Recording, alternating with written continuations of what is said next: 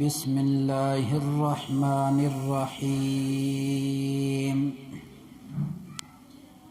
سورة انزلناها وفرضناها وانزلنا فيها آیات بینات لعلکم تذکرون الزانیۃ والزانی فاجلدوا کل واحد منہما مئۃ جلدہ ولا تأخذکم بہما رأفۃ فی دین اللہ ان کنتم تؤمنون باللہ والیوم الآخر وَلْيَشْهَدْ عَذَابَهُمَا طَائِفَةٌ مِّنَ الْمُؤْمِنِينَ۔ سورت کا نام ہے سورۃ النور، مدنی سورت ہے، ہجرت کے بعد نازل ہوئی ہے۔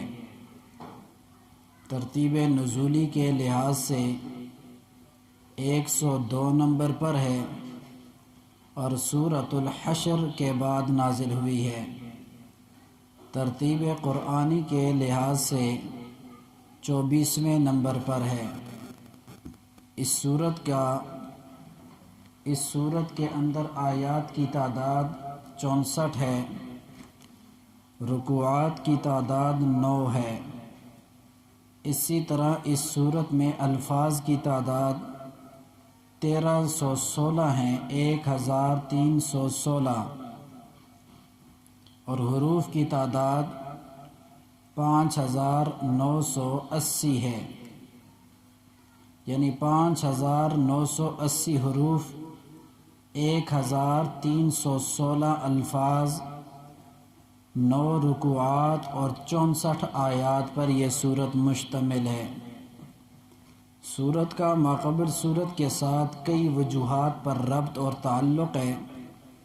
ان میں سے پہلا ربط یہ ہے کہ سورہ مؤمنون میں تحلی بیان کی گئی کہ اپنے آپ کو اچھے اوصاف سے مزین کرو، تو سورۃ النور میں تخلی کا بیان ہے کہ اپنے آپ سے اوصاف بد کو نکالو، اپنے آپ سے اوصاف بد کو نکالو۔ سورہ مؤمنون میں بیان ہوا کہ مؤمنین وہ ہیں جو اپنے آپ کو بدکاری سے بچاتے ہیں، زنا سے بچاتے ہیں۔ تو سورۃ النور میں بیان کیا گیا ان لوگوں کی حالت جو بدکاری کرتے ہیں، نمبر 3، سورہ مؤمنون میں بیان ہوا کہ مؤمنین وہ ہیں جو اپنے آپ کو برائی سے دور رکھتے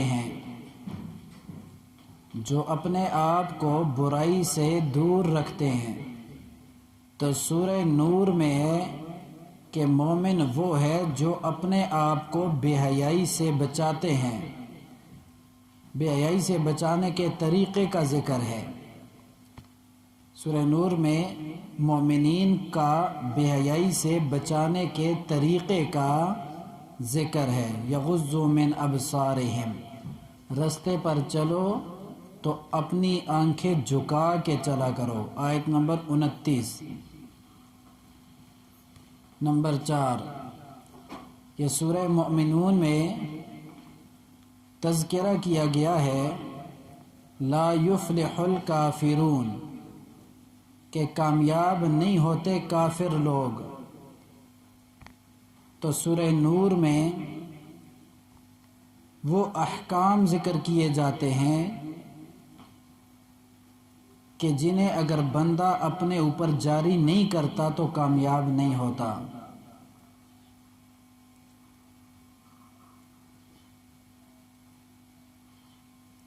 نمبر 5،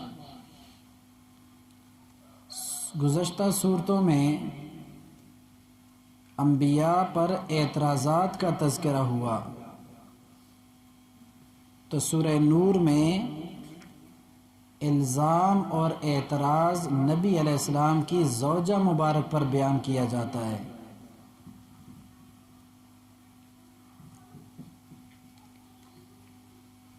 سورہ مؤمنون میں اشارتاً نوح علیہ السلام کی بیوی کی تباہی کا بیان تھا۔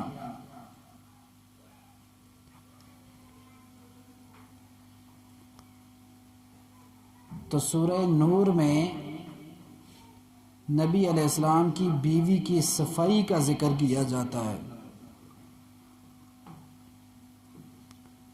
سورت کا دعویٰ بیان امور لدفع الفحشاء، ایسے امور کا بیان ہے جس سے فحاشی کو دفع کیا جاتا ہے۔ موبائل دور رکھو اس سے، جس سے فحاشی کو دفع کیا جاتا ہے۔ سورہ نور کا خلاصہ فحشاء کے دفع کرنے کے لیے 4 اصول اور 7 آداب کا بیان ہے۔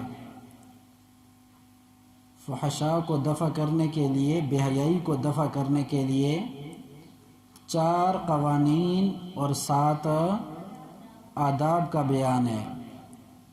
سب سے پہلا قانون، ظالم پر رحم نہیں کرنا، آیت نمبر 2 میں ذکر کیا۔ ظالم کے اوپر رحم۔ دوسرا قانون، بدکار لوگوں کے ساتھ اکٹھے نہ ہونا یا بدکار مجلس سے اجتناب کرنا، آیت نمبر 3۔ بدکار مجلس میں نہیں بیٹھنا، بدکار لوگوں کے ساتھ اکٹھے۔ الزانی لا ينکح الا زانیۃ او مشرکہ، نمبر 3۔ تیسرا اصول، تیسرا قانون کیا ہے؟ جنہوں نے نیک بندوں کو بدنام کیا انہیں 80 کوڑے مارے جائیں۔ جنہوں نے نیک لوگوں کو بدنام کیا ان کو 80 کوڑے لگائے جائیں، آیت نمبر 4 میں ذکر کیا۔ والذین یرمون المحصنات۔ چوتھا مسئلہ قانون وہ ہے لعان کا مسئلہ، اور فرمایا اس پر مرد اور عورت کی جانب سے الگ الگ 4 گواہیاں دی جائیں گی، آیت نمبر 6 میں اس کا ذکر کیا۔ اور اس کے بعد 7 آداب کا بیان ہے۔ 4 قوانین کے بعد 7۔ پہلا ادب، پرائے گھر میں بغیر اجازت کے داخل نہ ہونا، پرائے گھر میں بغیر اجازت کے داخل نہ ہونا، آیت نمبر 27 میں ذکر کیا۔ اسی طرح دوسرا ادب، مرد پرائی عورتوں کو نہ دیکھے، آیت نمبر 30 میں ذکر کیا۔ نمبر 3، عورتیں پرائے مردوں کو نہ دیکھیں، آیت نمبر 31 میں ذکر کیا۔ نمبر 4، عورت اپنے زینت کو پرائے لوگوں کے سامنے ظاہر نہ کرے، آیت نمبر 31 میں ذکر کیا۔ نمبر 5، غیر شادی شدہ کے لیے شادیوں کا بندوبست کریں، آیت نمبر 32 میں ذکر کیا۔ وَانْكِحُوا الْأَيَّامَ مِنْكُمْ۔ نمبر 6، ان غلاموں کو جو تم لوگوں سے آزادی چاہتے ہیں ان کو آزاد کریں۔ والذین یبتغون الکتاب۔ نمبر 7، لڑکیوں کو زبردستی بے حیائی پر مجبور نہ کریں۔ آیت نمبر 33۔ اور اس کے بعد پھر اللہ تعالیٰ نے 3 مثالیں ذکر فرمائی ہیں۔ کتنی مثالیں؟ سورہ نور کے امتیازات۔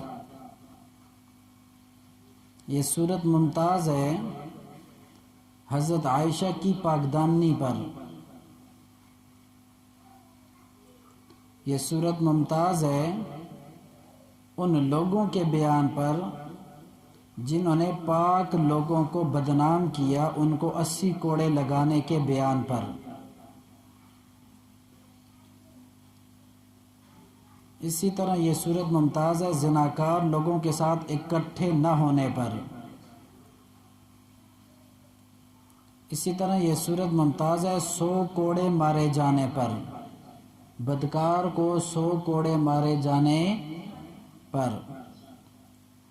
اسی طرح یہ صورت ممتاز ہے مسئلہ لعان پر۔ اسی طرح یہ صورت ممتاز ہے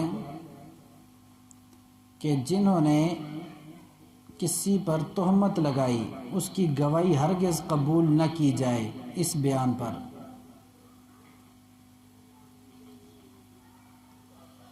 کوئی آدمی کسی کے گھر بغیر اجازت کے داخل نہ ہو، اس بیان پر۔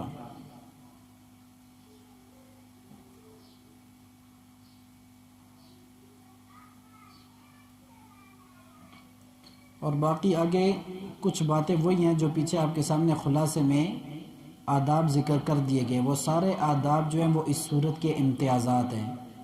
سمجھ آئیے بات کی؟ اور اس کے بعد پھر لکھیں کہ یہ صورت ممتاز ہے پردے کے 3 اوقات پر۔ پردے کے 3 اوقات پر، آیت نمبر 58 میں۔ یہ صورت ممتاز ہے 3 مثالوں کو جدا جدا طریقے سے بیان کرنے پر، ایک مومن کی اور 2 کافروں کی۔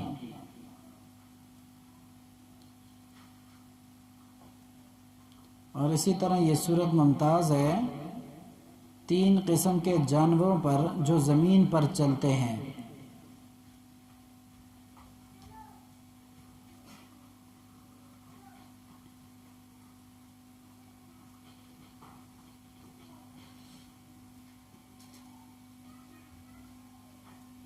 اور اسی طرح یہ صورت ممتاز ہے اپنے گھر میں داخل ہوتے وقت سلام کرنے پر۔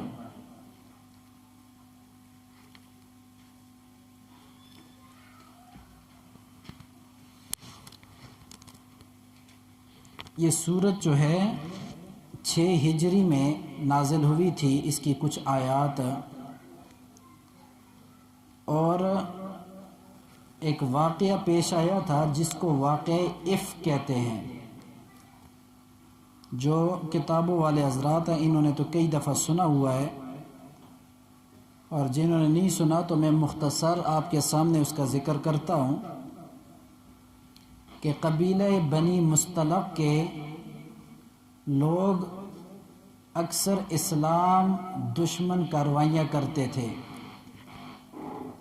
جب ان کی یہ دشمنیاں حد سے زیادہ بڑھ گئیں تو نبی کریم صلی اللہ علیہ وسلم نے ان کے خلاف اعلان جہاد کیا اور خود مجاہدین کی قیادت کی۔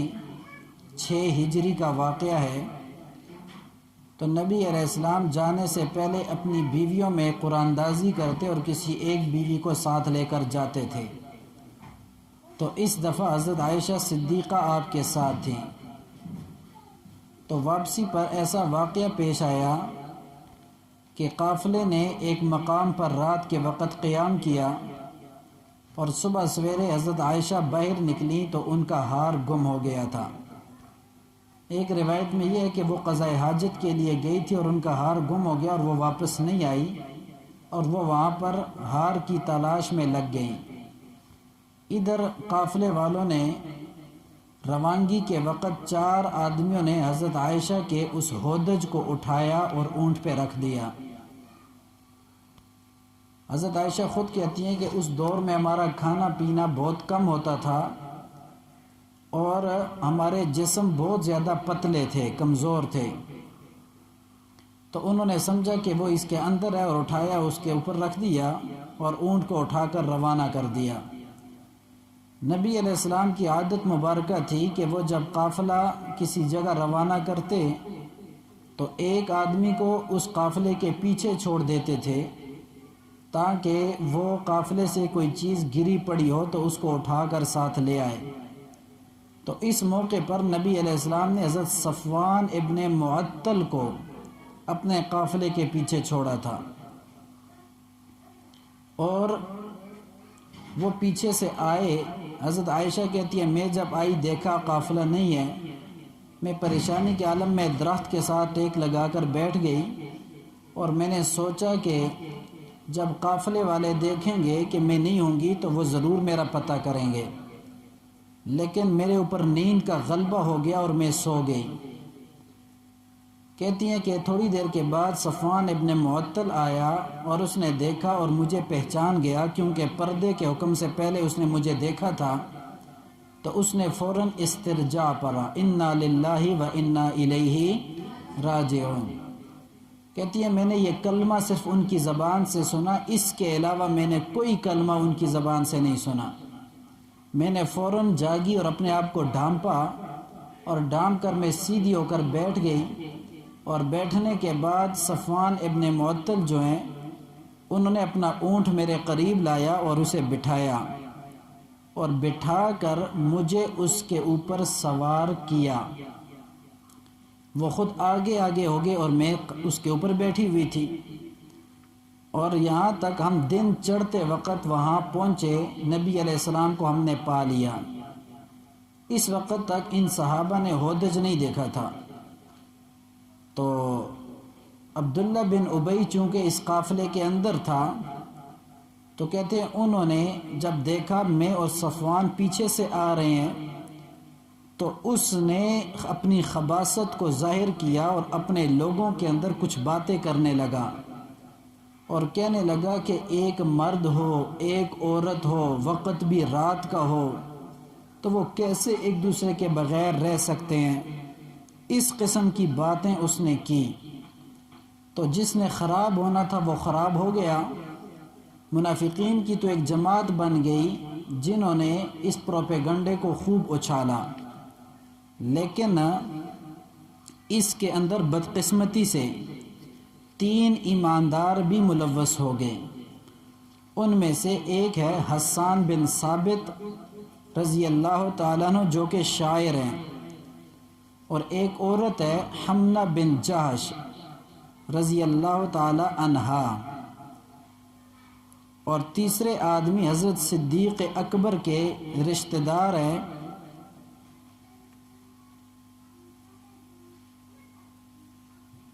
حضرت مصطح رضی اللہ تعالی عنہ۔ یہ تینوں بھی ان باتوں میں ان کے شریک ہو گئے، اور یہ پروپیگنڈا حد سے زیادہ آگے بڑھنے لگا۔ اب حضرت عائشہ فرماتی ہیں کہ یہ معاملات اسی طرح زور اور شور سے جا رہے تھے، لیکن مجھے اس کا پتہ نہیں تھا۔ تو کہتی ہیں کہ ایک دن میں اپنے گھر میں بیٹھی ہوئی تھی، میں نے نبی علیہ السلام کی بے رخی بھی دیکھی، اور میں نے دیکھا کہ 1 مہینہ گزرنے کو ہے اور نبی کریم صلی اللہ علیہ وسلم میری طرف اس طرح کی توجہ نہیں دیتے جس طرح پہلے دیتے تھے۔ تو کہتی ہیں کہ مجھے بخار سا ہوا، تو میں نے نبی علیہ السلام سے کہا کہ میری طبیعت بھی ٹھیک نہیں ہے، میں اس طرح نہ کروں کہ میں اپنی والدہ کے گھر چلی جاؤں اور جا کے وہاں پہ آرام کروں۔ تو نبی علیہ السلام نے فوراً مجھے جانے کی اجازت دے دی، اور میں یہاں سے چلی گئی۔ لیکن میرے دل میں ایک شبہ پیدا ہوا کہ اس سے پہلے جب بھی میں نبی علیہ السلام سے جانے کی اجازت مانگا کرتی تھی تو نبی علیہ السلام اتنی آسانی سے مجھے اجازت نہیں دیتے تھے، یا تھوڑے سے وقت کے لیے دیتے تھے، لیکن اس دفعہ مجھے زیادہ دیر کی اجازت بھی مل گئی۔ وہاں پر میں گئی تو وہاں پر میں نے ارادہ کیا میں نے کہا کہ رات کے وقت ہم قضاء حاجت کے لیے نکلا کرتی تھی اور میرے ساتھ میری خالہ تھی صفوان کی والدہ. تو کہتی ہیں میں ان کے ساتھ ہم دونوں قضاء حاجت کے لیے گئے اور ان کے پاؤں وہ کسی جگہ پہ سلپ ہوا اور وہ نیچے گری. تو گرتے ہی انہوں نے کہا کہ مستح ہلاک ہو جائے. میں نے یہ بات سنی لیکن خاموش ہو گئی. پھر تھوڑی دیر آگے چلی تو پھر ان کا پاؤں پھسل گیا اور پھر انہوں نے کہا کہ مستح ہلاک ہو جائے. میں نے کہا خالہ جان یہ بات آپ کیوں کرتی ہیں؟ وہ بدری صحابی ہے اور اس کے بارے میں آپ اس قسم کی باتیں کر رہی ہیں. تو انہوں نے کہا کہ تجھے نہیں معلوم کہ وہ بھی ان لوگوں میں سے ہے؟ میں نے کہا کن لوگوں میں سے؟ فرمایا جنہوں نے تمہارے اوپر بہتان لگایا ہوا ہے. تو کہتی ہے میرے اوپر بہتان لگائے؟ کہتی ہے میں سوچ میں پڑ گئی کہ میرے اوپر کیا بہتان ہے. تو انہوں نے کہا تجھے نہیں پتا سارے مدینے میں یہ بات پھیلی ہوئی ہے تیرے اور صفوان کے بارے میں؟ انہوں نے کہا کہ مجھے اس معاملے کا کوئی علم نہیں تھا لیکن میرا بخار تیز ہو گیا یہ بات سننے کے بعد اور میں نے کوئی قضاء حاجت نہ کی اور میں اسی طرح گھر واپس آ گئی. آ کر میں نے اپنے والدہ سے پوچھا کہ والدہ اس طرح کی کوئی بات آپ نے سنی ہوئی ہے؟ تو والدہ نے کہا کہ ایسی عورت کے بارے میں کیوں باتیں نہیں بنے گی جو شکل سے خوبصورت ہو اور اس کا خاوند اس کو سب بیویوں سے زیادہ چاہتا ہو اور اس کی سوکھنے بھی موجود ہوں. تو ایسی عورت پر تو ایسی باتیں بنا کرتی ہیں لیکن تم صبر کرو اللہ بہترین صورت نکال دے گا. تو میں سمجھ گئی کہ ان کو بھی پتہ ہے لیکن مجھے کسی نے بتایا نہیں ہے. کہتی ہے میں بستر اوڑھ کے لیٹ گئی اور رونے لگی اور اللہ تعالیٰ سے دعائیں کرنے لگی. نبی علیہ السلام ایک دن ہمارے گھر آئے اور آ کر نبی کریم صلی اللہ علیہ وسلم میرے پاؤں کی طرف بیٹھے اور انہوں نے کہا کہ عائشہ اگر تجھ سے کوئی غلطی ہو بھی گئی ہے تو فاستغفر اللہ، اللہ تعالیٰ سے استغفار کر، اللہ تعالیٰ تجھے معاف کر دے گا. تو میں نے یہ بات جب نبی علیہ السلام کے منہ سے سنی تو میں نے اپنے والد کی طرف دیکھا اور میں نے کہا کہ ابا جان آپ نبی علیہ السلام کو جواب کیوں نہیں دیتے کہ میں ایسی نہیں ہوں؟ نبی علیہ السلام کو حضرت صدیق اکبر نے کہا بیٹی میں کیا جواب دوں، اللہ کے پیغمبر ہیں. تو میں نے اپنی والدہ کی طرف دیکھا، میں نے کہا آپ کیوں جواب نہیں دیتے، نبی علیہ السلام نے کیسی بات کی؟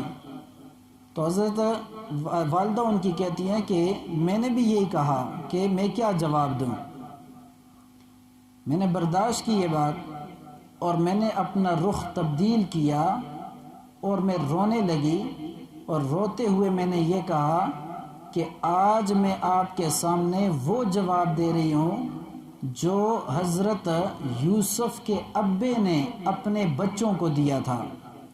انما اشکو بثی و حزنی الی اللہ، کہ میرا یہ دکھ اور درد اور پریشانی یہ میں اللہ کے سپرد کرتی ہوں، میں آپ کو کوئی جواب نہیں دیتی. تو کہتی ہیں غم کی وجہ سے مجھے حضرت یعقوب کا نام بھی بھول گیا اور میں نے اس طرح کی بات کی. تو نبی کریم صلی اللہ علیہ وسلم وہاں پر بیٹھے ہوئے تھے اور تھوڑی دیر گزری، بخار کی شدت تھی میرے اوپر. تو تھوڑی دیر کے بعد نبی علیہ السلام اٹھ کر چلے گئے اور جا کر ممبر پر کھڑے ہوئے اور ممبر پر کھڑے ہو کر لوگوں سے کہا اشیروا الیہ، لوگوں مجھے مشورہ دو میری بیوی کے بارے میں کہ میری بیوی کیسے ہے. حضرت صدیق اکبر نے سر جھکایا ہوا تھا، کوئی جواب نہیں دیا. حضرت علی رضی اللہ تعالیٰ عنہ نے کہا اللہ کے پیغمبر اس بات پہ آپ کیوں پریشان ہوتے ہیں؟ آپ اللہ کے محبوب ہیں، اللہ تعالیٰ نے آپ کے لیے بیویوں کی کوئی کمی نہیں کی ہوئی، اللہ تعالیٰ آپ کے لیے بہتر بیویوں کا بندوبست کر دے گا. حضرت عائشہ فرماتی ہیں حضرت علی کی یہ بات ساری زندگی مجھے نہیں بھولے گی کہ انہوں نے اس قسم کی بات کی. تو نبی علیہ السلام نے جو ہے پھر کہا صحابہ اکرام سے اشیروا الیہ، میرے صحابہ مجھے مشورہ دو.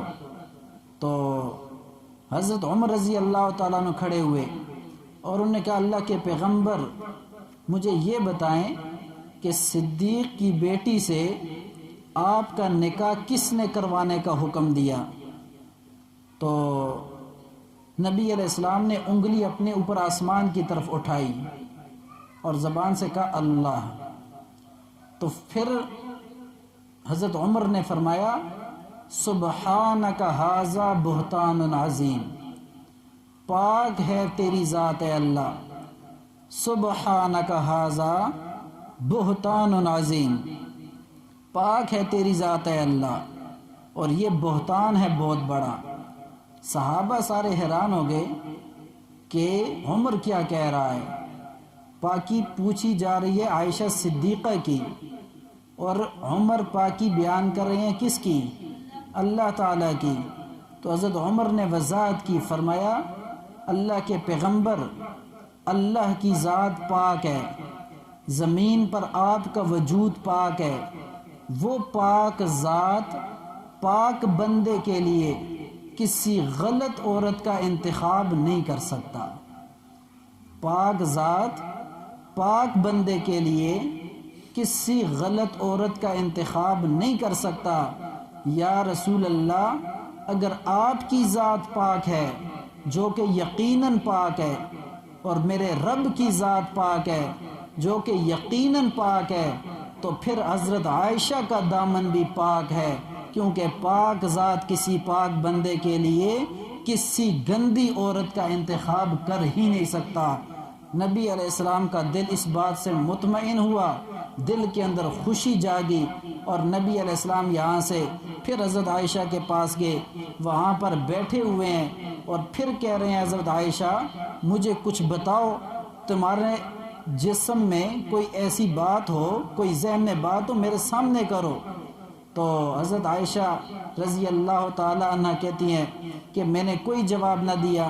تھوڑی دیر گزری، نبی علیہ السلام کا چہرہ متغیر ہوا اور پسینہ میرے پیغمبر کی جبین سے نچڑنے لگا۔ میں نے اپنی والدہ سے کہا کہ اللہ کے پیغمبر کے اوپر کوئی چادر ڈال دیں۔ نبی علیہ السلام پر چادر ڈالی گئی، اور کچھ وقت کے بعد نبی علیہ السلام نے اپنا چادر اٹھائی، اور اٹھانے کے بعد سورہ نور کی 18 آیات کی تلاوت شروع کر دی، اور فرمایا عائشہ مبارک ہو، تیرے لیے اللہ تعالیٰ نے آسمان سے پاکی کا اعلان کر دیا۔ حضرت عائشہ کہتی ہے میں حیران ہو گئی، مجھے اتنی امید نہیں تھی کہ اللہ تعالیٰ مجھ جیسی عورت کے لیے قرآن نازل کرے گا، اور میں نے کہا کہ کوئی فرشتہ آ جائے گا اور آ کر کہہ دے گا کہ عائشہ نے یہ جرم نہیں کیا۔ اتنی امید تو مجھے تھی، لیکن اتنا یقین نہیں تھا کہ اتنی آیات آ جائیں گے۔ تو 18 آیات نبی علیہ السلام کے نازل ہوئیں۔ نبی علیہ السلام کا چہرہ چمک رہا تھا، اور خوبصورت چہرہ چاند کے ٹکڑے کی طرح چمک رہا تھا۔ میری والدہ نے کہا اٹھو اور نبی علیہ السلام کا شکریہ ادا کرو۔ میں نے کہا کہ میں نبی علیہ السلام کا شکریہ کیوں ادا کروں، میں اس ذات کا شکریہ کیوں ادا نہ کروں جس نے میرے لیے پاک دامنی کے لیے قرآن نازل کیا۔ میں اس اللہ کی سب سے بڑی شکر گزار ہوں۔ کیوں؟ اس لیے کہ نبی علیہ السلام نے بھی مجھے کہا کہ اگر تجھ سے کوئی جرم ہو چکا ہے تو اللہ سے معافی مانگ، اس لیے میں نبی علیہ السلام سے معافی نہیں مانگتی۔ لیکن حضرت عائشہ کی پاک دامنی پر یہ آیات نازل ہوئیں۔ کچھ آیات جو ہے وہ شروع میں آپ کے سامنے آ رہی ہیں، پھر کچھ باتیں ساتھ ہوگیں۔ حضرت صدیق اکبر نے قسم اٹھائی تھی کہ میں اپنے بھانجے پر خرچ نہیں کروں گا، اس کا ذکر، اور یہ سارے آ رہے ہیں۔ لیکن سب سے پہلے ترغیب ہے، اور اس کے بعد 4 احکام ذکر کیے جا رہے ہیں، قانون ذکر کیے جا رہے ہیں، جو کہ تمہید ہے، اور اس کے بعد پھر آگے واقع کا ایک جز ذکر کیا گیا ہے۔ فرمایا بسم اللہ الرحمن الرحیم، سورۃ انزلناہا، یہاں پر ہذہ محذوف ہے، ہذہ سورۃ انزلناہا، اور بعض نے کہا کہ ہذہ نہیں ھذا، ھذا سورۃ انزلناہا، یہ ایک اہم صورت ہے۔ سورتن پر تنوین ہے، یعنی کوئی معمولی صورت نہیں، عظمتوں اور رفتوں والی صورت ہے جسے نازل کیا ہے ہم نے، وفرضناہا، اور اس کے احکام کو ہم نے فرض کر دیا ہے، وَأَنزَلْنَا اور نازل کیے ہم نے فیہا اس میں آیات بینات بالکل واضح احکام. کیوں نازل کیے؟ لعلکم تذکرون تاکہ تم نصیحت حاصل کرو، تاکہ تم.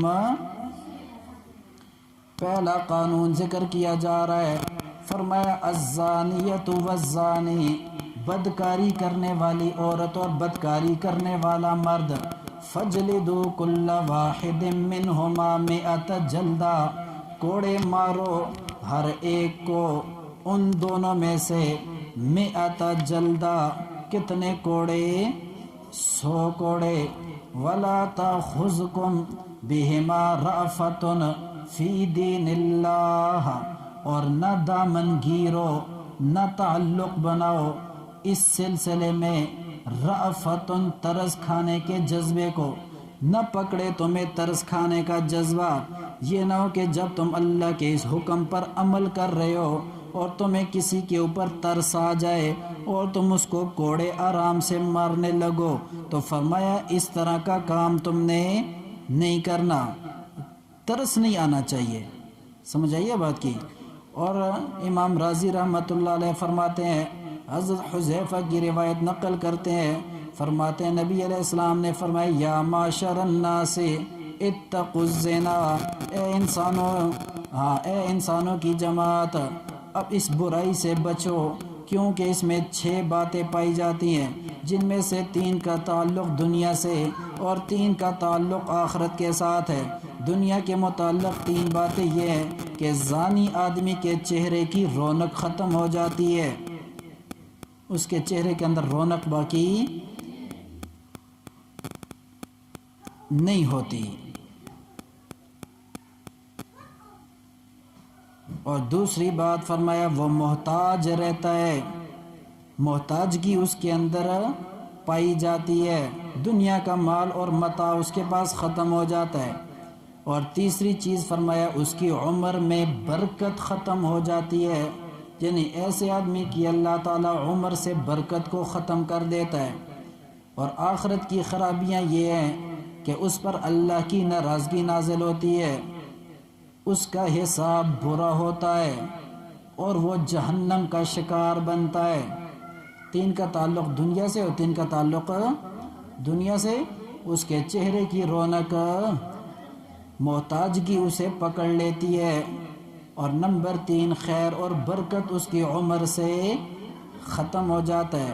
اور آخرت کی خرابی کیا ہے کہ اللہ کی ناراضگی نازل ہوتی ہے اور حساب اس کا برا ہوتا ہے. اور نمبر 3 جہنم کا شکار بنتا ہے. اس لیے اپنے آپ کو اس بدکاری والے گناہ سے بچاؤ، اس گناہ میں اپنے آپ کو ملوث ہے.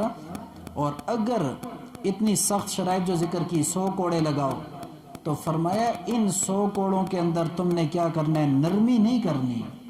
نرمی یہ تو اس آدمی کے لیے جو غیر محسن ہے. 100 کوڑوں کی سزا کس کے لیے؟ جو غیر محسن. اور جو محسن ہے، شادی شدہ ہے، اس کے لیے کیا سزا ہے؟ محسن کی 5 شرائط ہیں. پہلی شرط یہ ہے کہ وہ مسلمان ہو، غیر مسلم نہ ہو. دوسری شرط کیا ہے کہ وہ آزاد ہو، غلام نہ ہو. نمبر 3 وہ عاقل ہو، پاگل. اور چوتھے نمبر پر وہ بالغ ہو، نابالغ کو سنسار نہیں کیا جائے گا. اور 5ویں شرط کیا ہے کہ وہ نکاح کے بعد، بیوی سے جمع کرنے کے بعد جا کر بدکاری کرے. ٹھیک ہے نا، اس سے پہلے نہ کرے. تو جس کے اندر یہ چیزیں پائی جائیں گی اس کے لیے قرآن نے تو ذکر نہیں کیا، لیکن پیغمبر پاک کی بہت ساری احادیث سے اس کے لیے سنساری کی سزا ثابت ہے. سنسار کیا ہوتا ہے؟ کہ اس کو گڑھا کھود کے کھڑا کیا جائے اور پتھروں کی بارش اس کے اوپر کی جائے. سمجھ آ گئی یہ بات کی؟ تو حدیث میں اس کا ذکر موجود ہے اور کئی احادیث میں ایسے واقعات ہوئے بھی ہیں. تو اس لیے فرمایا فَلَا تَأْخُذُكُمْ بِهِمَا رَأْفَةٌ، نہ تمہیں پکڑے، نہ تمہیں ڈالے اس سلسلے میں رافت، ترس کھانے کا جذبہ، فی دین اللہ، اللہ کے دین کے معاملے میں. اور نبی علیہ السلام کتنے مہربان تھے، لیکن کبھی بھی دینی معاملات میں کوئی رعایت نہیں کرتے تھے۔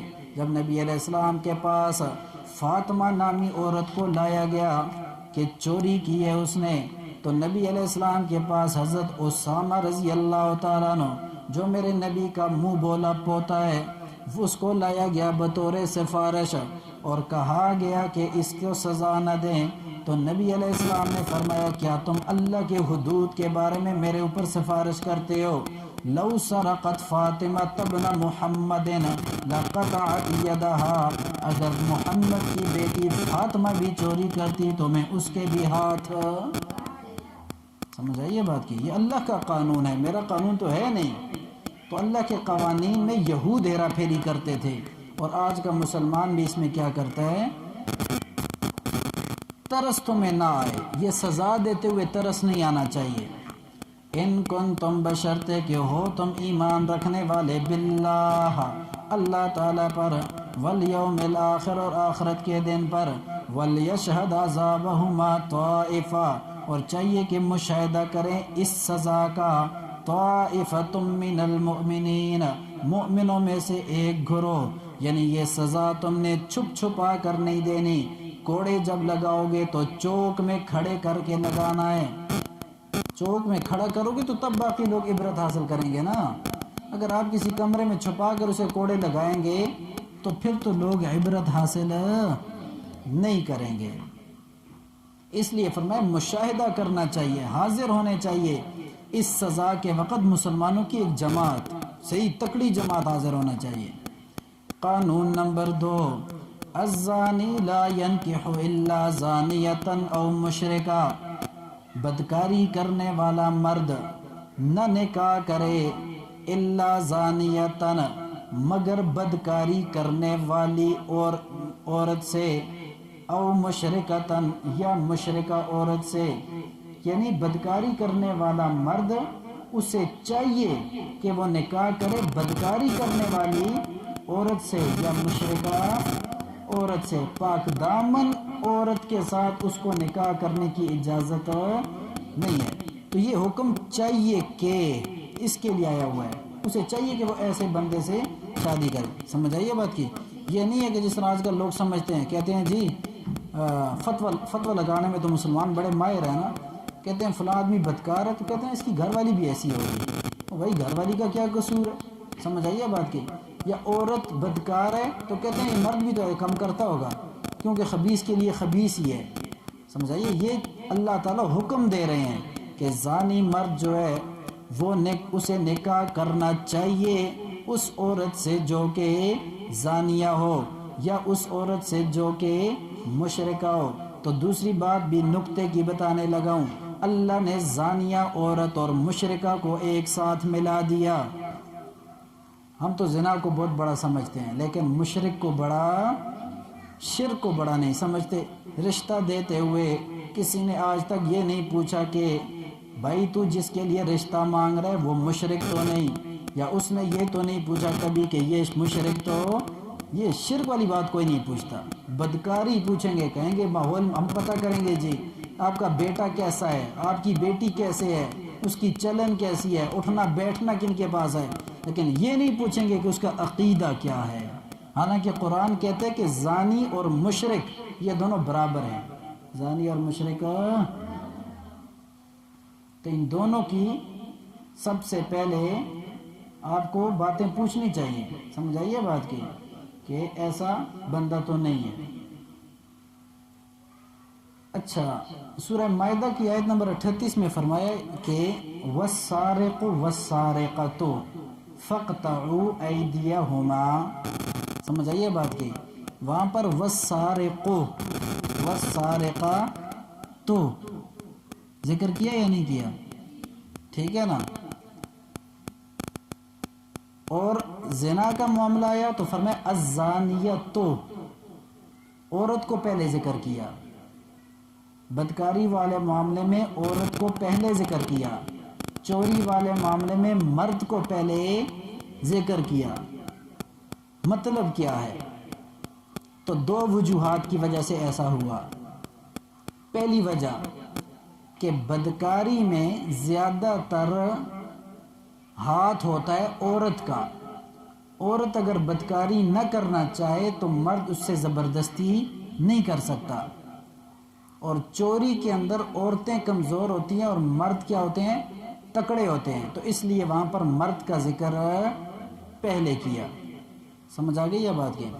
اور دوسری وجہ جو میرے استاذ نے ذکر کی وہ یہ ہے کہ اللہ تعالیٰ کہتے ہیں کہ عورت جو ہے وہ باپردہ خاتون ہے. عورت کیا ہے؟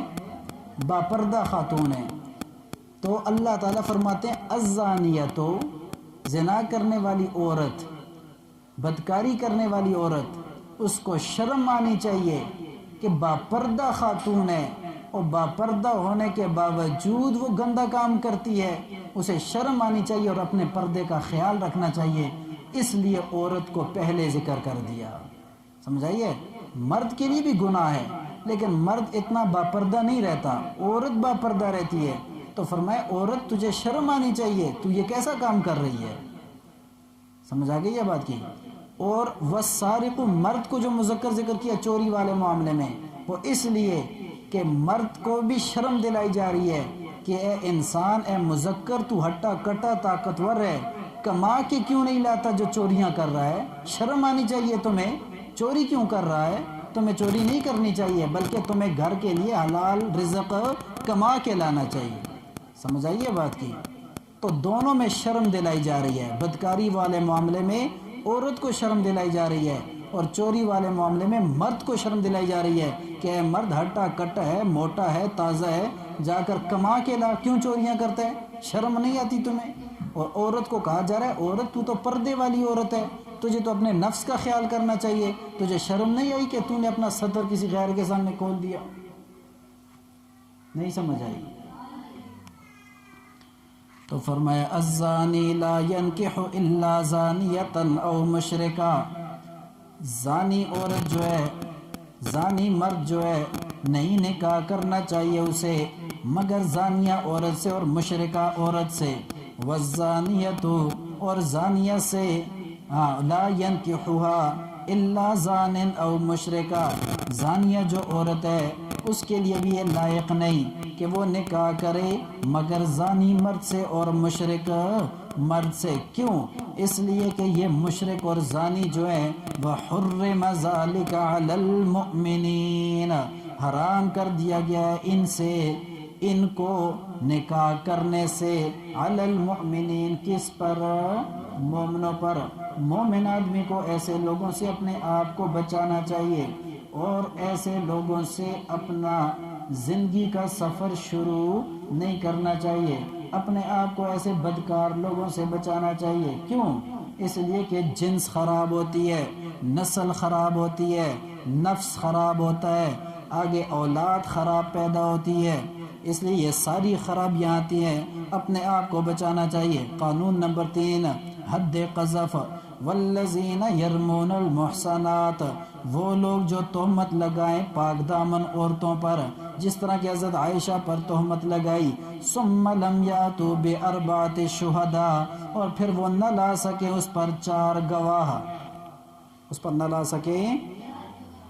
تو کیا مطلب؟ کہ بدکاری کرنے والے کے بارے میں بات جو آدمی کرتا ہے اس کے پاس 4 گواہ ضروری ہیں.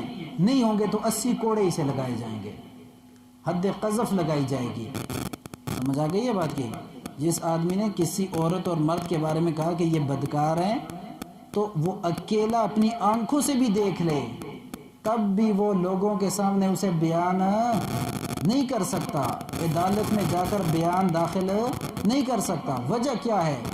4 آدمی لائے گا، 4 آدمی بطور گواہ پیش کیے جائیں گے.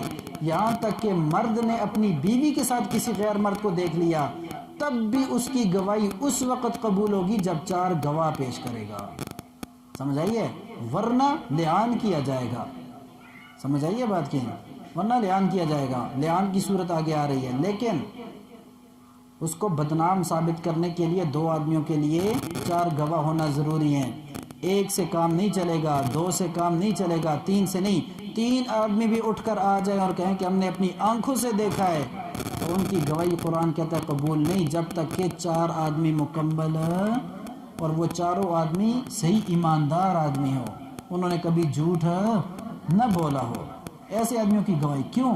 اس کی سزا سخت ہے، جس کی سزا سخت ہو اس کا معاملہ اور اس کا کیس بھی اتنے ہی سخت طریقے سے لڑا جاتا ہے۔ سمجھ آ گئی ہے بات کی؟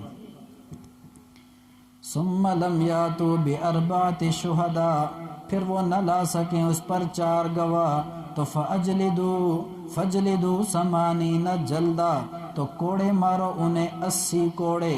اور دوسری سزا ان کی کیا ہے؟ وَلَا تَقْبَلُوا لَهُمْ شَهَادَةً أَبَدًا، اور نہیں قبول کی جائے گی ان کی گواہی کبھی بھی پوری زندگی کے لیے اب ان کی گواہی قبول نہیں کی جائے گی، کیونکہ جو ایک دفعہ جھوٹ بولے وہ ہمیشہ جھوٹ بول سکتا ہے، ٹھیک ہے نا؟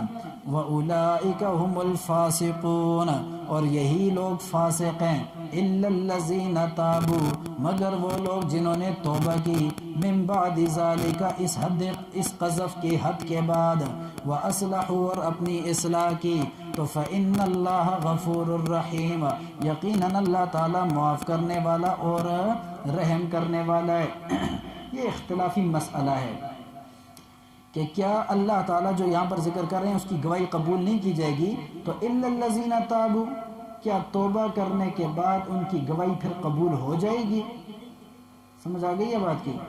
تو امام مالک اور امام شافعی رحمۃ اللہ علیہ فرماتے ہیں کہ ایسا شخص توبہ کر لینے کے بعد اللہ کے ہاں فاسق نہیں رہے گا، تو جب فاسق نہیں رہے گا تو اس کے بعد پھر نئے معاملے میں اس کی شہادت معتبر ہوگی۔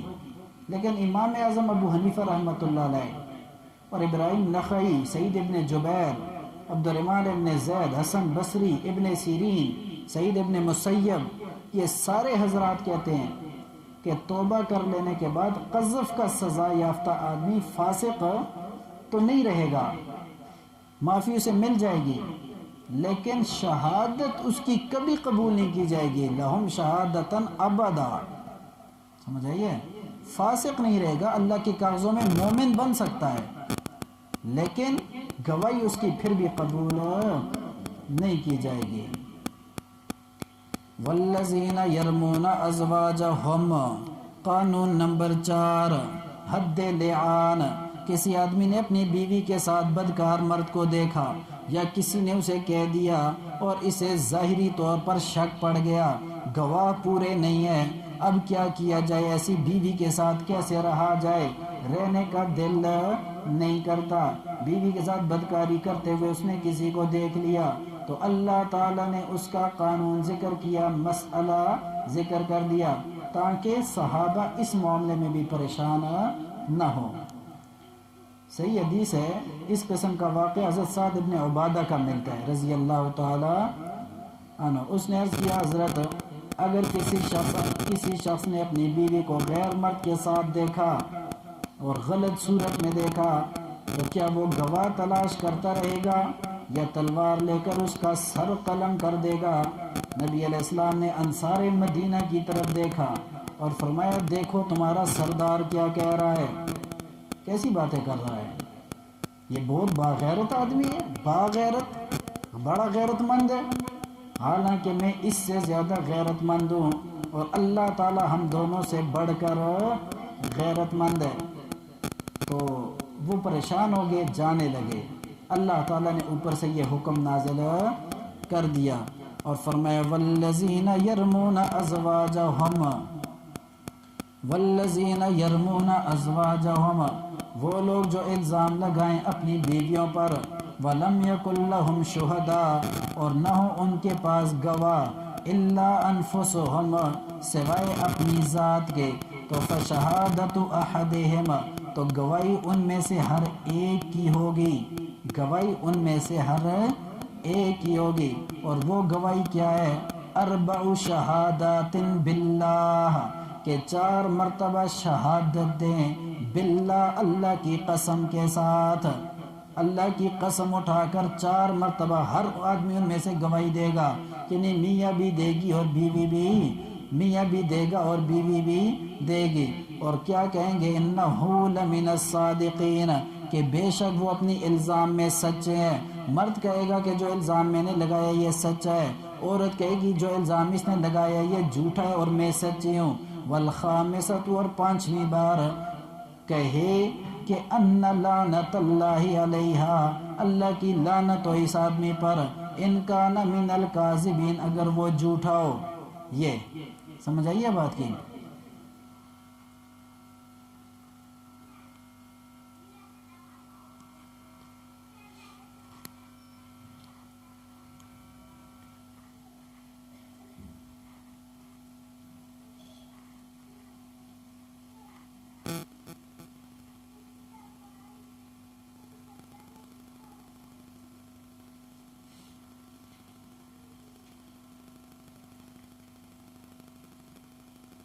یہ مرد کی طرف سے ہوگا کہ مرد اپنی بات پر اصرار کرے اور اس کی بیوی نے اس وقت اس بدکاری سے انکار کیا، تو پھر فشہادت احدہم اربع شہادات باللہ، عدالت مرد سے کہے گی کہ کھڑے ہو کر 4 دفعہ اللہ کے نام کی قسم اٹھا۔ وہ 4 دفعہ قسم اٹھائے گا، کہے گا اللہ کی قسم، اللہ کی قسم، اللہ کی قسم، اللہ کی قسم، انہو لمن الصادقین، کہ میں اپنی بات میں سچا ہوں۔ ٹھیک ہے نا، وہ کہے گا میں اپنی بات میں سچا ہوں۔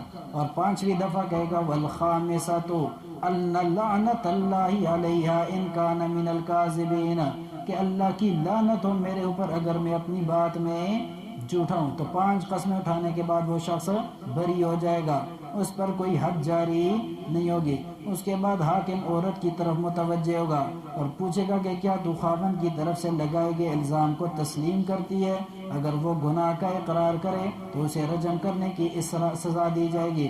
اگر عورت کہتی ہے کہ یہ جھوٹ بول رہا ہے تو فرمایا وَيَدْرَؤُ عَنْهَا الْعَذَابَ ان تشہد 4 شہادات باللہ، یہ بات اس سے عذاب ہٹا دے گی اور وہ اللہ کے نام کی 4 قسمیں کھائے گی اور کہے گی اللہ کی قسم انہو لمن الکاذبین، کہ اس کا جو خاوند ہے وہ اپنی بات میں جھوٹا ہے، اس کا جو خاوند ہے وہ اپنی بات میں جھوٹا ہے، اللہ کی قسم یہ جھوٹ بول رہا ہے۔ اور فالخامسۃ، 5ویں دفعہ وہ عورت کہے گی ان غضب اللہ علیہا ان کان من الصادقین، کہ اللہ کا غضب ہو اس عورت کے اوپر اگر اس کا خاوند اپنی بات میں سچا ہے، اللہ کا غضب ہو اگر یہ خاوند اپنی بات میں سچا ہے۔ یہ ہے مسئلہ لعان۔ فرمایا وَيَدْرَؤُ عَنْهَا الْعَذَابَ۔ اچھا، جب یہ کہہ دیا تو اللہ نے فرمایا اچھا آگے اختلافی مسئلہ پھر یہاں پر ہے کہ کیا مرد پھر علیحدہ بیوی کو طلاق دے گا ان مسائل کے بعد، یا خود بخود طلاق واقعہ ہو جائے گی؟ سمجھ آ گئی یہ بات کی؟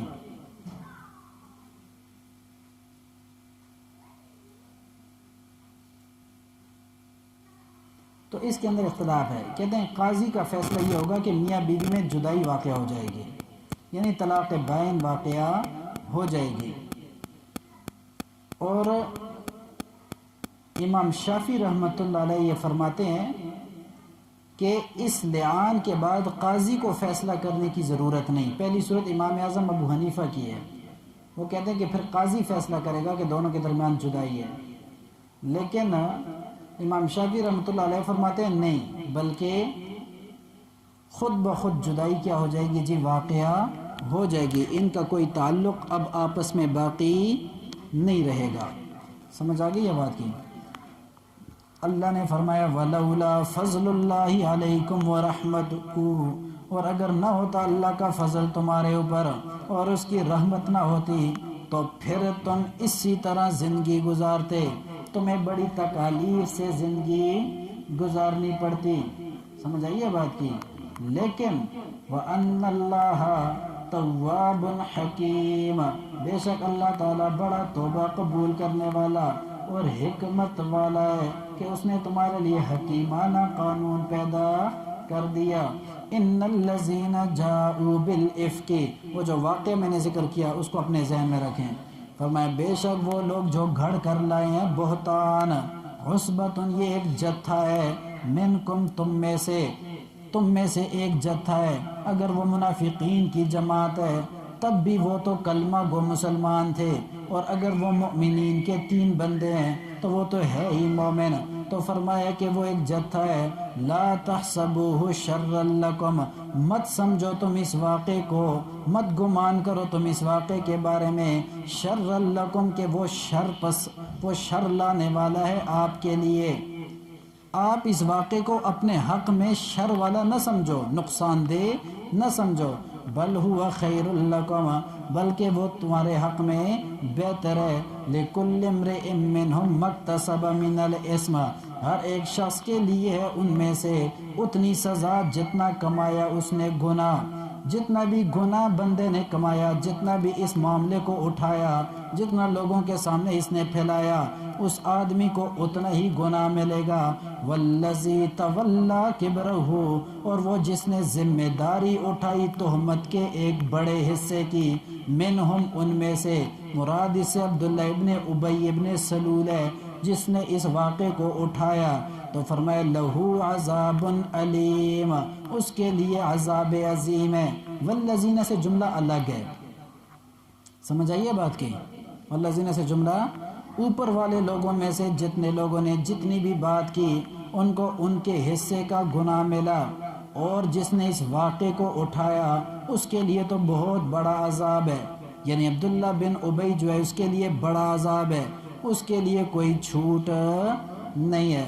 اللہ فرماتے ہیں بطور تحدید، فرمائے لولا اذ سمعتموہ، کیوں نہ ایسا ہوا اے ایمان والو جب سنا تم نے اس الزام کو، ظن المؤمنین والمؤمنات بانفسہم، تو گمان کرتے مومن مرد اور مومن عورتیں بانفسہم اپنے آپ کے بارے میں، خیرن نیکی کا گمان کرتے اپنے بارے میں، وقالو اور کہتے وہ اپنی زبان سے، ھذا افک مبین، یہ تو بہت کھلا بہتان ہے، یعنی آپ کو تو اپنے لوگوں پر یقین کرنا چاہیے تھا، مومنین جتنے بھی تھے انہیں تو یقین ہونا چاہیے تھا اپنی ماں پر، اور وہ یہ کہہ دیتے اپنی زبان سے کہ یہ ایک بہت بڑا بہتان ہے جسے ہم ماننے کے لیے تیار ہیں۔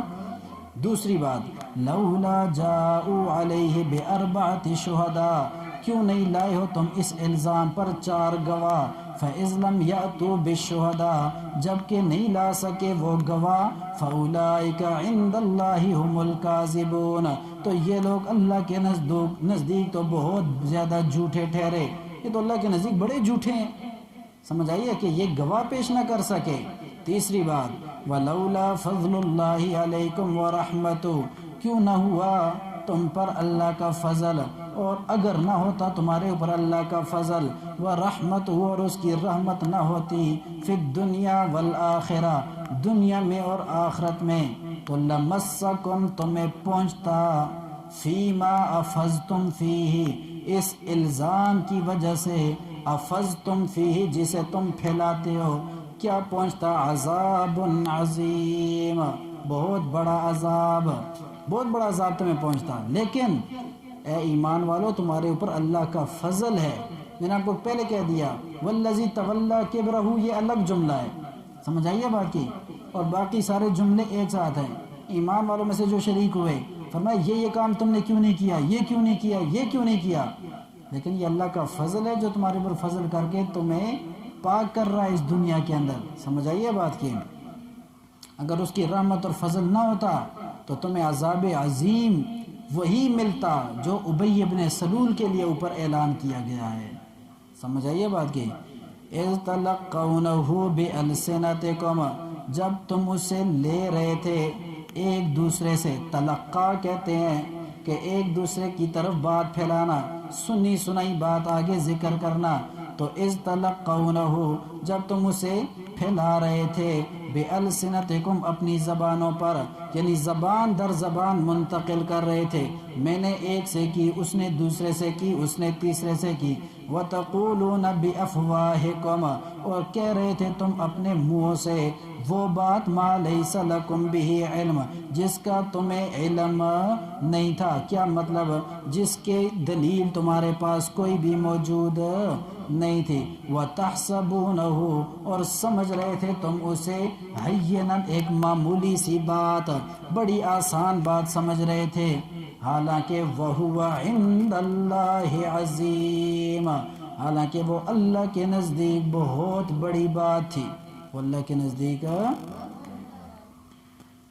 وَلَوْلَا إِذْ سَمِعْتُمُوهُ اور کیوں نہ ہوئی یہ بات جب تم نے سنا اس واقعے کو، قُلْتُمْ تو تم نے کہنا تھا، مَا يَكُونُ لَنَا أَن نَتَكَلَّمَ بِهَذَا مَا يَكُونُ أي مَا يَنبَغِي ہمارے لیے مناسب نہیں ہے کہ ہم اس بارے میں بات کریں۔ تم کہہ دیتے، رفع دفع کرتے ہو، کہتے کہ ہمارے لیے مناسب ہی نہیں ہے ہم اس بارے میں بات کریں، کیوں تم نے اس بارے میں بات کی؟ اور تمہیں یہ کہنا چاہیے تھا، سبحانک ھذا بہتان عظیم، جو بات حضرت عمر نے کہی تھی تم سب کو یہ بات کرنی چاہیے تھی کہ اے اللہ تیری ذات پاک ہے اور یہ تو بہتان عظیم ہے، بہت بڑا بہتان ہے۔ یعظکم اللہ نصیحت کرتا ہے اللہ تعالیٰ تمہیں، ان تعودوا لمثلہ کہ تم نصیحت کرتا ہے اللہ تعالیٰ کہ ان تعودوا لمثلہ کہ تم لوٹاؤ اس قسم کی دوسری حرکت۔ صحیح ترجمہ کیا؟ اللہ نصیحت کرتا ہے تمہیں، ان تعودوا لمثلہ کہ تم دہراؤ ایسی کوئی حرکت، ابداً کبھی بھی۔ صحیح ترجمہ کیا؟ ان تعودوا سے پہلے لا محذوف ہے، اللہ تعودوا، لا تعودوا، اللہ نصیحت کرتا ہے تمہیں کہ اللہ تعودو کہ نہیں دہرانا تم لمثلی ایسی کوئی بات، ابداً کبھی بھی، ان کنتم مؤمنین اگر تم مومن ہو، اگر تم مومن ہو ایمان تمہارے اندر ہے تو اس قسم کی حرکت دوبارہ نہیں ہونی چاہیے۔ تو تعودو سے پہلے لا کیا ہے جی؟ وَيُبَيِّنُ اللَّهُ لَكُمُ الْآيَاتِ اور کھول کھول کر بیان کرتا ہے اللہ تمہارے لیے اپنے احکام، واللہ علیم حکیم اور اللہ تعالیٰ سب کچھ جاننے والا حکمتوں کا بادشاہ ہے۔ ان الذین یحبون ان تشیع الفاحشہ تخویف اخروی للمنافقین، بے شک وہ لوگ جو چاہتے ہیں کہ پھیلے بے حیائی، فی الذین آمنوا ان لوگوں میں جو ایمان لائے، منافقین یہ چاہتے ہیں کہ بے حیائی پھیلتی رہے ایمان والوں میں، تو اللہ نے فرمایا ایسے لوگوں کے لیے لہم عذاب علیم دردناک عذاب ہے، فی الدنیا والآخرہ دنیا میں بھی اور آخرت میں بھی، واللہ یعلم وانتم لا تعلمون اور اللہ خوب جانتا ہے اور تم نہیں جانتے، اللہ کو خوب علم ہے اور تمہیں کوئی علم نہیں ہے۔ وَلَوْلَا فَضْلُ اللَّهِ عَلَيْكُمْ وَرَحْمَتُهُ اور اگر نہ ہوتا فضل اللہ کا تمہارے اوپر اور اس کی رحمت نہ ہوتی تو لَمَسَّكُمْ تمہیں بھی عذاب پہنچتا، تمہیں بھی عذاب پہنچتا۔ وَأَنَّ اللَّهَ رَؤُوفٌ الرَّحِيمٌ اور اللہ تعالیٰ بڑا شفیق ہے، رحیم بڑا مہربان ہے۔ اگر وہ نہ ہوتا تو لَمَسَّكُمْ تمہیں بھی عذاب پہنچتا اور تم بھی تباہ ہو جاتے۔ سمجھ آئیے بات کی؟ آگے اللہ تعالیٰ نے شیطان کی تابعداری سے منع کیا، فرمایا تم سب کا دشمن کون ہے؟ یہ ابلیس ہے، اس کی تابعداری نہ کرو، یہ تم سے غلط کام کروا رہا ہے۔ یا ایہا الذین آمنوا اے ایمان والو، لا تتبعوا خطوات الشیطان نہ چلو تم شیطان کے نقش قدم پر۔ نقش قدم کا مطلب یہ نہیں کہ شیطان جس جگہ قدم رکھتا ہے تم نے اس جگہ نہیں رکھنا، کیونکہ ہمیں تو شیطان نظر ہی نہیں آتا، تو پھر مطلب کیا ہے؟ شیطان جو وسوسہ غلط تمہارے اندر ڈال رہا ہے اس کے پیچھے نہ جانا، اس کے وسوسے کی بھی پیروی نہیں کرنا۔ وَمَن يَتَّبِعْ خُطُوَاتِ الشَّيْطَانِ اور جو بھی پیروی کرے گا شیطان کے قدم کی، فَإِنَّهُ يَأْمُرُ بِالْفَحْشَاءِ وَالْمُنْكَرِ وہ حکم دیتا ہے لوگوں کو بے حیائی کا، والمنکر اور برے کاموں کا، بے حیائی کا حکم دیتا ہے اور برے کاموں کا حکم دیتا ہے، بے حیا بنا دیتا ہے انسان کو شیطان۔ ہوئے کیوں چلتے ہیں اس کے پیچھے؟ اور برے کام کرواتا ہے، دنیاوی لحاظ سے بھی برے کام کرواتا ہے، تو پھر ان کے پیچھے چلنے کی اجازت نہیں ہے۔ وَلَوْلَا فَضْلُ اللَّهِ عَلَيْكُمْ وَرَحْمَتُهُ، اور اگر نہ ہوتا اللہ کا فضل تمہارے اوپر اور اس کی رحمت نہ ہوتی تو مَا زَكَا مِنْكُمْ مِنْ أَحَدٍ أَبَدًا، تو نہ پاک ہو سکتا تم میں سے کوئی ایک کبھی بھی، کوئی بھی پاک نہ ہوتا، نہ حضرت حمزہ پاک ہو سکتی تھی اس جرم سے، نہ ہی حضرت مستح پاک ہو سکتے تھے، نہ ہی حسان ابن ثابت پاک ہو سکتے تھے۔ یہ تو اللہ کا قانون ہے کہ انہوں نے تمہیں پاک کر دیا، اور یہ اللہ کا فضل ہے۔ وَلَٰكِنَّ اللَّهَ يُزَكِّي مَن يَشَاءُ، مگر اللہ پاک کرتا ہے جس کو چاہتا ہے۔ وَاللَّهُ سَمِيعٌ عَلِيمٌ، اور اللہ تعالیٰ سب کچھ سننے والا اور سب کچھ۔ وَلَا يَأْتَلِ أُولُو الْفَضْلِ مِنْكُمْ، اور فرمایا نہ قسم کھائیں وہ لوگ، نہ قسم کھائیں وہ لوگ، ایک مطلب تنبیہ للمؤمنین ہے، دوسرا مطلب نہ کوتاہی کریں تم میں سے، سمجھ آئیے بات کی، دونوں مطلب۔ آیت کا پس منظر یہ ہے کہ جب حضرت مستح رضی اللہ تعالی عنہ اس الزام میں شریک ہوئے جو کہ حضرت صدیق اکبر کے بھانجے لگتے ہیں اور یہ مالی لحاظ سے انتہائی کمزور ہیں، سمجھ آئیے بات کی، تو ساری زندگی حضرت صدیق اکبر ان کے اوپر اپنا مال خرچ کرتے رہے۔ آخر انہوں نے صلہ کیا دیا کہ بیٹی کے الزام میں مخالفین کا ساتھ دے دیا۔ صدیق اکبر کو غصہ آیا، اللہ تعالیٰ کی طرف سے جب معافی کا اعلان ہوا، صدیق اکبر کو غصہ آیا اور انہوں نے کہا کہ واللہ لا انفق مستح، اللہ کی قسم میں آئندہ کے بعد مستح پر کوئی مال خرچ نہیں کروں گا۔ کیوں؟ یہ صلہ دیا اس نے مجھے، اور لوگ ایسا کیا کرتے ہیں، سمجھ آئیے۔ تو جب اللہ تعالیٰ نے معافی کا اعلان کر دیا نا اوپر سے، تو پھر اللہ تعالیٰ نے صدیق کو بھی کہا کہ تو نے جو قسم اٹھائی ہے تیری قسم کا کیا بنے گا، سمجھ آئیے بات کی، تیری قسم کا کیا بنے گا، میں نے تو معاف کر دیا، صدیق تو معاف نہیں کرے گا۔ ہائے ہائے ہائے، سبحان اللہ سبحان اللہ۔ صدیق اکبر کہتے ہیں کہ اللہ نے فرمایا کہ کیا تو پسند نہیں کرتا کہ معاف کیا جائے تجھے؟ میں نے کہا میں معافی کو پسند کرتا ہوں یا اللہ، اور تو نے جو منع تو نے اسے معاف کر دیا، میں صدیق بھی معاف کرتا ہوں، اور میں یہ اعلان کرتا ہوں کہ اس سے پہلے جو میں خرچ کرتا تھا اس سے دگنا خرچ کروں گا، سمجھ آئیے۔ مجھے تو میرے رب کی رضا چاہیے، اور دنیا والوں تمہیں کیا چاہیے؟ مجھے تو میرے رب کی رضا چاہیے، اور دنیا والوں کو اپنا حسد، اپنی ضد، اپنی عناد چاہیے۔ آج دنیا کے انسان سے کہو ناراضگی گناہ ہے، نہ ناراض ہوا کرو، کہتے نہیں میں نے قسم اٹھائی ہوئی ہے، میں اپنے قسم کو توڑ نہیں سکتی۔ بھائی قسم کو توڑ نہیں سکتی، دوسری طرف تم نے دنیا کے معاملے میں ناراضگی اختیار کی ہوئی ہے، اور رب جو ہے وہ 3 دن سے زیادہ ناراض ہونے والوں سے راضی نہیں ہوتا۔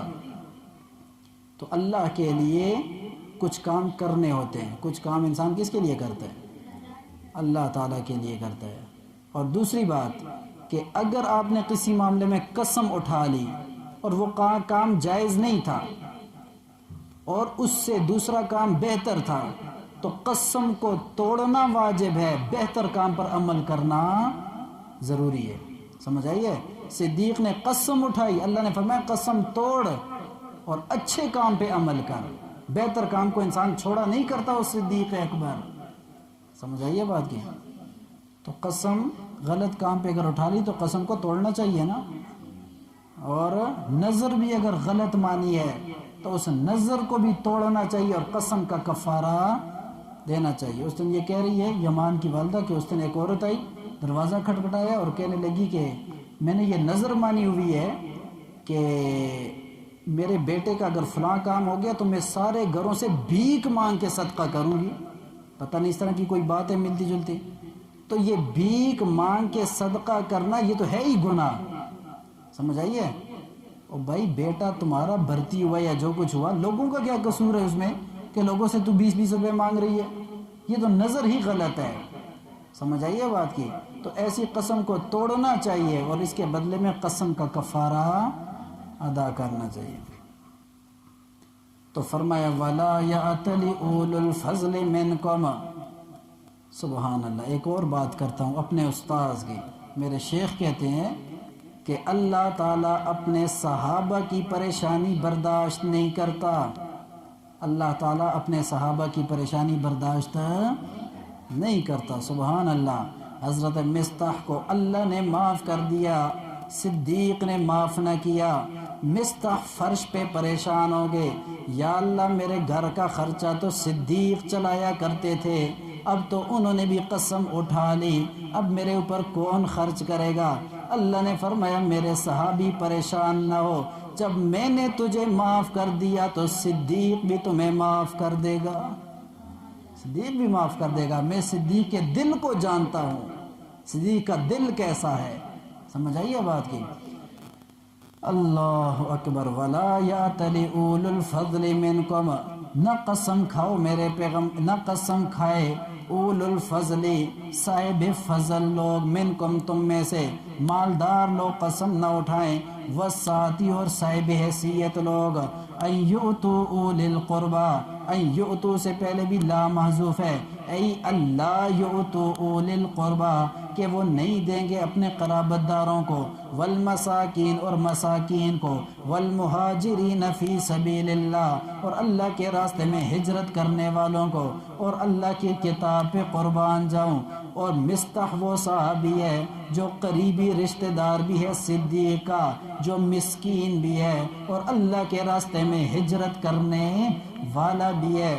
تو فرمایا کسی صاحب حیثیت آدمی کو اس قسم کی قسم نہیں اٹھانی چاہیے کہ وہ ایسے لوگوں پہ مال خرچ نہیں کرے گا. اسے چاہیے کہ وَلْيَعْفُوا، معاف کر دیں اسے، وَلْيَصْفَحُوا، اور اس کے اس کام سے درگزر کریں.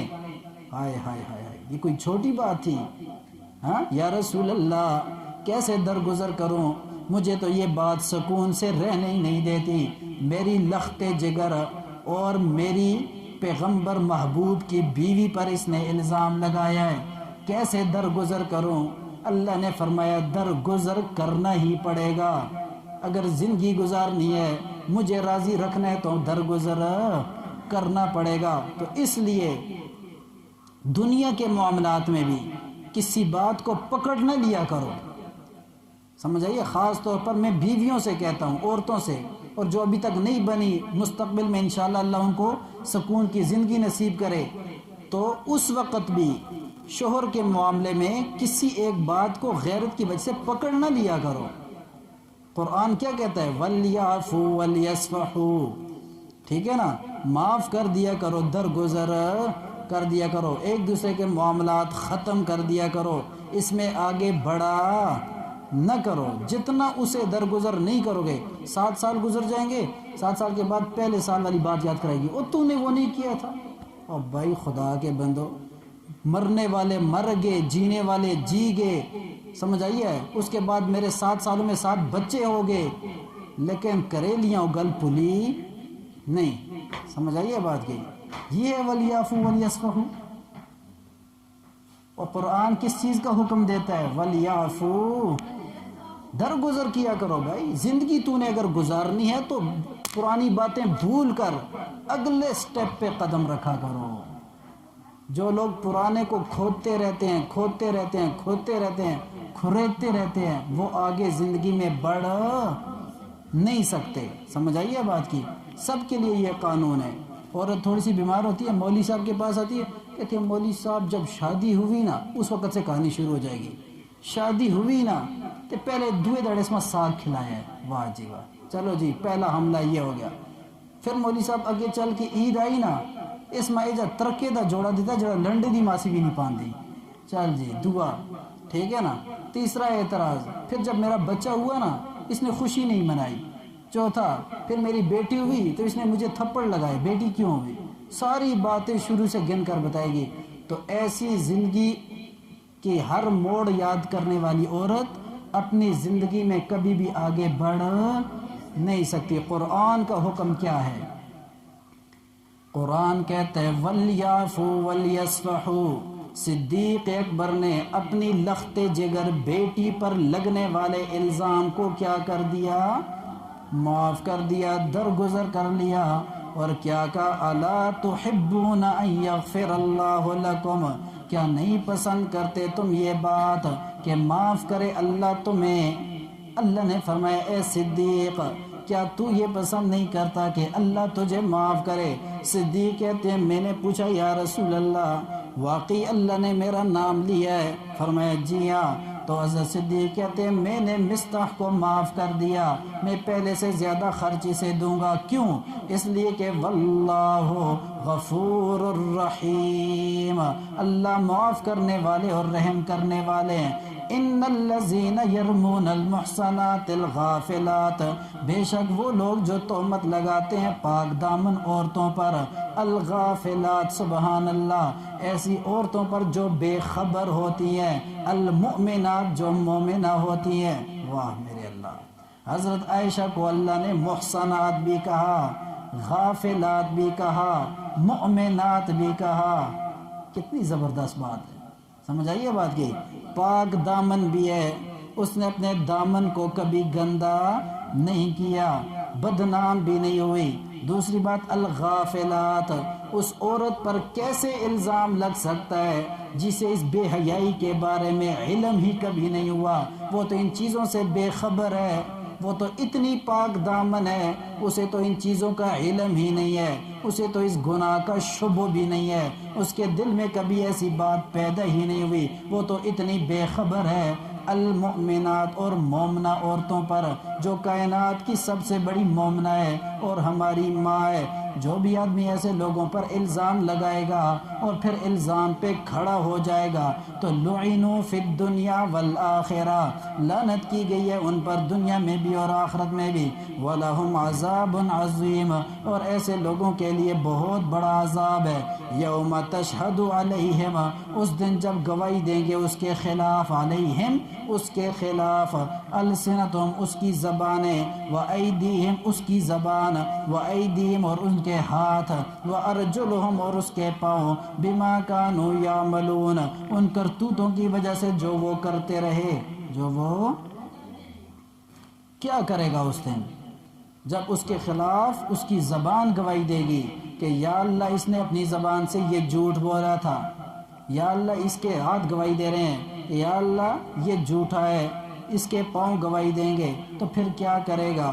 یومئذ اس دن، یوفیہم اللہ دینہم الحق، پورا پورا دے گا ان کو اللہ بدلہ اس چیز کا، الحق جس کے وہ مستحق ٹھہرے، جو بھی انہوں نے دنیا میں کیا۔ وَيَعْلَمُونَ أَنَّ اللَّهَ هُوَ الْحَقُّ الْمُبِينَ، اور بے شک اللہ ہی جو ہے، انہیں معلوم ہو جائے گا کہ بے شک اللہ ہی جو ہے وہ حق کو سچ کر دکھانے والا ہے، وہ حق کو واضح کرنے والا ہے۔ حق ایک نہ ایک دن ظاہر ہو ہی جاتا ہے۔ الخبیثات للخبیثین، خبیث عورتیں جو ہیں وہ لائق ہیں خبیث مردوں کے لیے، والخبیثون للخبیثات، اور خبیث مرد زیادہ لائق ہیں خبیث عورتوں کے لیے۔ والطیبات للطیبین، پاکیزہ عورتیں لائق ہیں پاکیزہ مردوں کے، والطیبون للطیبات، اور پاکیزہ مرد لائق ہیں پاکیزہ عورتوں کے لیے۔ کیا مطلب؟ میرے نبی پاک ہیں تو نبی کی طیبہ بھی پاک ہے، میرے نبی پاک ہے تو نبی کی حمیرہ بھی پاک ہے، کیونکہ یہ ایک دوسرے کے لائق ہیں۔ اولئک مبرؤون مما یقولون، یہ لوگ پاک ہیں ان باتوں سے جو بناتے ہیں یہ لوگ، یہ فسادی لوگ جو بات بناتے ہیں اس سے یہ لوگ پاک ہیں پاکیزہ ہیں۔ لہم مغفرۃ، ان لوگوں کے لیے مغفرت ہے، ورزق کریم، اور ان کے لیے عزت والی روزی ہے ان کے لیے۔ تو یہاں تک اللہ تعالیٰ نے 4 قوانین ذکر کیے اور اس کی تشریح میں حضرت عائشہ کا واقعہ ذکر کیا، سمجھ آئیے بات کی؟ اب اس سے آگے جو ہیں پھر 7 احکام ذکر کیے جائیں گے کہ معاشرے کو تم نے پاک کیسے کرنا ہے۔ معاشرے کو پاک کرنے کے لیے 7 قوانین، پھر اس کے بعد 3 مثالیں ذکر کی جائیں گی، اور جو عورتیں باہر سے آتی ہیں وہ وقت پہ آیا ہے تاکہ وہ یہ عورتوں کے لیے خاص طور پہ یہ صورت ہے، ان کے لیے احکام ذکر کیے گئے ہیں، اور وہ سنیں گی تو انشاءاللہ اپنی زندگی میں اسے اپنائیں گی۔ اللہ تعالیٰ عمل کی توفیق عطا فرمائے۔ سبحان اللہ و بحمدہ، سبحان اللہ العظیم۔ آمین۔ الحمدللہ رب العالمین والعاقبۃ للمتقین، والصلاة والسلام علی سید الرسل وخاتم الانبیاء والمرسلین۔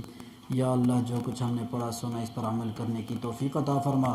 یا اللہ ہماری کمیوں کوتاہیوں کو معاف فرما، صراط مستقیم پر قائم اور دائم فرما، قرآن اور سنت کے مطابق عقیدہ نظریہ نصیب فرما، فوت شدگان کی مغفرت فرما، جن کی والدین زندہ ہیں یا اللہ ان کی قدر کرنے کی توفیق عطا فرما، میاں بیوی کے اختلافات کو اتفاق میں تبدیل فرما، گھریلو پریشانیوں کو دور فرما۔ یا اللہ جتنی بھی پریشانیاں چاہے مالی لحاظ سے ہیں یا جانی لحاظ سے ہیں، بیماریاں ہیں ہمارے جسموں کے اندر، یا اللہ اسے ہمیں نجات عطا فرما۔ قرآن اور سنت کو اپنی زندگی میں بیان کرنے کی اور اسی پر ہمیں خاتمہ نصیب فرما۔ موت کے وقت ہماری زبانوں پہ کلمہ جاری فرما، لا الہ الا اللہ محمد الرسول اللہ وصلی اللہ تعالی علی خیر۔ اچھا یہ سنا سکندر صاحب نیچے بیمار ہیں، ان کے لیے خصوصی دعا کریں کہ اللہ تعالیٰ انہیں صحت کاملہ نصیب فرمائے۔ اس کے علاوہ جتنے بھی حضرات بیمار ہیں، تمام بیماروں کو جو فوت شدگان ہیں، روز میرے ذہن میں نواز صاحب کی تصویر آتی ہے، میں ان کا نام نہیں لیتا، لیکن رات کو میں نے گھر میں بھی بات کی، اب پھر میرے دماغ میں وہ آ گئے، ان کے لیے دعا کریں کہ اللہ تعالیٰ ان کی خصوصی مغفرت فرمائے۔ اس کے علاوہ جتنی ہمارے طالبات ہیں جن کے والدین فوت ہو چکے ہیں، یا اللہ تمام لوگوں کی مغفرت فرما۔ جو عورتیں ہمارے اس درس میں شریک ہوتی تھی ان کے لیے خصوصی دعا کریں کہ اللہ تعالیٰ وہ جس جہان میں ہیں اللہ تعالیٰ ان کو اچھا جہان نصیب فرما، ان کو جنت والی زندگی نصیب فرما، چاہے وہ خدیجہ ماسی ہیں، زلیخا ماسی ہے، یا اس کے علاوہ جتنی عورتیں ہیں جو ہمارے درس میں شریک ہوتی تھی اور دنیا میں اب نہیں رہی، اللہ تعالیٰ ان کی کامل مغفرت فرمائے۔ یا اللہ ہمارے دلی جائز حاجات کو پورا فرما، قرآن کی خدمت ہمیں کرنے کی توفیق عطا فرما۔ مدارس کے ساتھ اور خاص طور پہ ہمارے مدرسے کے ساتھ جتنے بھی حضرات تعاون کرنے والے ہیں، یا اللہ ان کے مالوں میں جانوں میں برکت عطا فرما۔ 24,000 روپے گیس کا بل آ چکا ہے آپ کے مدرسے کا، اس کے لیے یا اللہ غیبی مدد فرما، اور اس کے جو ہے بل کی ادائیگی کے لیے ہمارے لیے غیب کے اسباب پیدا فرما۔ سبحانک اللہم و بحمدک ونشہد ان لا الہ الا انت ونستغفرک ونتوب الیک۔ سبحان اللہ و بحمدہ، سبحان اللہ۔